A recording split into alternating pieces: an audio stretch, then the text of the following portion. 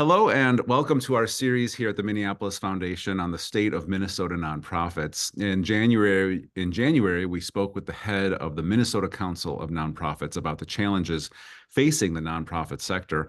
That's a chat you can find on the Minneapolis Foundation's YouTube page. This is an extension of that conversation as part of the work we do to bring fund holders closer to the work happening on the ground. By highlighting the work of specific nonprofits, we hope fund holders will gain a better understanding of how rapid changes are affecting organizations and to help those fundraisers also, fund holders, be equipped, I should say, to make your giving more impactful in this moment. My name is Tom Weber, and I am pleased to be joined here by Craig Warren, who is the CEO of Washburn Center for Children, an organization that provides mental health services for children. Craig, thank you for being here. And just start with the overall, how is your organization doing right now? Yeah, I think we're doing okay. I think we're holding a lot of feelings. I think about what's happening and how that's impacting us and the clients that we serve. In particular, the change in administration at the federal level has resulted in a bit of a roller coaster. And a bit of a roller coaster from a policy perspective, and I'd say also a bit of a roller coaster from a financial perspective. And I guess it started with the policy perspective, with kind of the flurry of executive orders, presidential executive orders that began shortly after the inauguration, and actually are continuing, I think, on a weekly or daily basis. But that initial round really impacted our staff and the clients we serve. Not necessarily about funding at that point, but really around part of our mission is to really unleash the well-being and full potential of kids and their families through transformative mental health care, and that's all kids and all families. And some of those executive orders were targeting some of the identities that we know some of the kids that we serve hold, and targeting them in a way that frankly was not conducive to their mental health, targeting them in a way that said, this identity that you said that you hold, we don't view as a valid identity from a policy perspective, and we're not going to recognize that identity. So that created a series of challenges for us because there were kids that we were serving who obviously a child is receiving mental health care, and that may be related to identities that they hold, and when in particular one of those identity, particularly around their gender orientation or their sexual identity is under attack, which frankly, those identities were under attack even prior to this. And this is kind of a more explicit level of attack that impacts those kids in terms of how they feel and is not really great for feeling like they're valued and appreciated by the broader community, which they didn't feel that before. And having that have kind of a finer point be put on that, so that obviously increases some of the weight of that on some of the kids we serve who hold these identities, as well as on the caregivers and our therapists who are supporting them, who hold the weight of kind of helping these kids navigate that as well. And we know, I mean, another identity that was targeted was changes in more aggressive enforcement of immigration policies. And we know and we saw and continue to see where there are kids who need care who are not seeking care because they're afraid of coming into spaces. They're afraid of going places because someone in their household may be undocumented. They may be undocumented.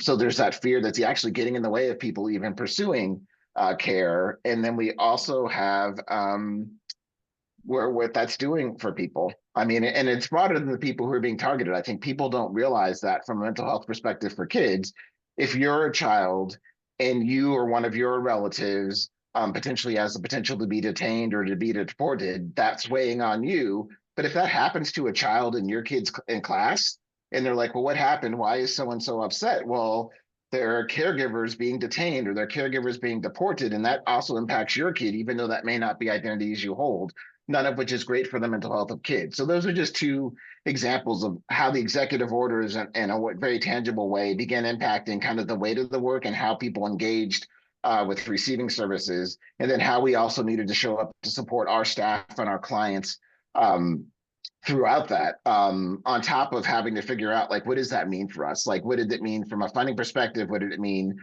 from a legal perspective, and kind of a variety of assessments that weren't necessarily about taking care of the mental health of kids, but there were other things related to being an organization.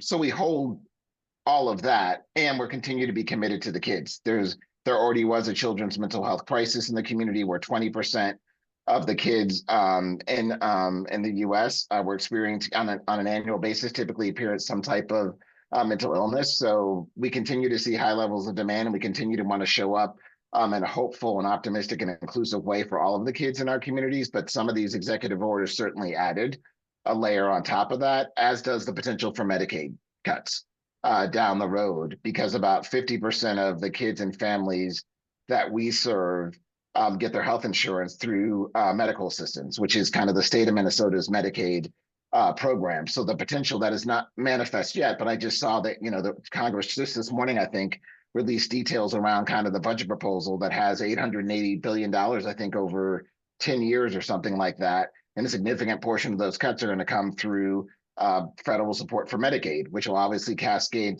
down to the kids and families that we serve. So that has not become clear yet, but it's clear there's going to be something that's going to reduce the pie or the pot there that is likely to impact the kids and families we serve as well, even though it's not clear yet exactly what that will look like. Well, it's interesting as you talk about it to note that there are ramifications frankly, in terms of some of the rhetoric around some of those executive orders that's happening now. In your specific example, the funding issues that a lot of nonprofits have already been facing and have already been making cuts, it sounds like it's not at your doorstep quite yet, but you're expecting that it will be. Yes, that's accurate. What would you say, in lieu of the really extensive answer you had there? How would you say your leadership staff are spending your days differently, I guess, than 6 months ago? How is it different? It feels very, very different.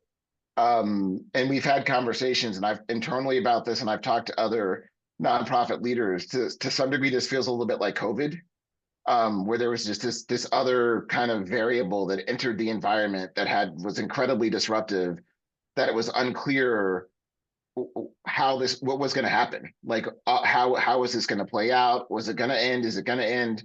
What is the full weight of it been? So that weight of something where we felt like we were just sort of getting out of that COVID, 5 years out of COVID, getting back to whatever that state was before that, there certainly feels like we've stepped back in to that state. And I think it means we need to be more attentive. I certainly know from a leadership perspective, there's probably 20 or 30% of activity as a leader that I was not intending to focus on this year. There were other priorities we had as an organization that now leaders need to pay attention to. Well, what are the executive orders that are coming out?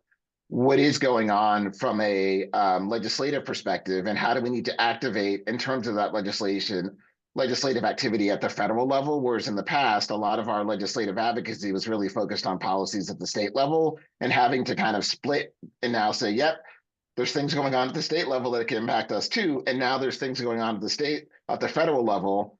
And how do we engage, continue and spread our resources for both of those? How do we look at what's happening for staff in a different way? We're community based. We've got our therapists going into people's homes. We've got therapists embedded over 60 schools around the metro. So we're really out there very much in the community, in addition to having people come to our 3 sites. So being aware of kind of what are the challenges that staff are seeing as they're going out into community, what are the things they're seeing in schools, what are the things our clients are experiencing related to some of the things that are happening that we might need to provide support to them on, so they'll continue to view this as a place where they feel comfortable coming here, and also so we can advocate and connect them with other resources that may not be what we do, but maybe resources that are of value to them, given some of the identities they hold or some of the challenges they're facing now because of this environment. So I think I'd say it's added a significant body of work, certainly from a leadership perspective, but I also think that cascades down to the staff. In a different way, but they're seeing and holding that in a different way. What should people know about the work you will be doing or expect you will be doing in the next 6 months, given all of this? I think people should know we continue to center our mission. And as I mentioned earlier, there is a children's mental health crisis, and there's not enough capacity in the broader mental health system to provide all the services that are needed for the 20% of the kids and families in Minnesota that need mental health services. So we continue to be focused on the mission and doing everything we can to take care of our staff and to be innovative, and to take care of our staff so we can take care of kind of the outsized demand that continues to exist. I think we're also going to be continuing to focusing on advocacy. There's a huge opportunity at the state level where the state is considering some opportunities to increase the medical assistance reimbursement rates, which only cover about 60% of the cost of delivering care. So we continue to raise our voices in terms of making sure the state legislature hears about, yes, you need to increase those medical assistance rates. And we're also continuing to focus and be aware of what's happening at the federal level and making sure that our congressional delegation is aware of the impact of some of the things that are being considered and how that will cascade down, and why some of those policies and things that are being considered are not in the best interest of kids in Minnesota. So continuing to making sure we're focused and aware of focusing energy on that as well, and raising awareness. Unfortunately, Tom, there's still a lot of people who are not aware that children's mental health is a thing. So there's a lot of people that don't think about that there's a 3-year-old or a 6-year-old or a 10-year-old who may benefit from therapy. They think about it as maybe a teenager thing and maybe about suicidality, and they're not thinking about it that it looks different, obviously, at younger ages, but it's still very much a real thing, and kids can benefit from therapy about that.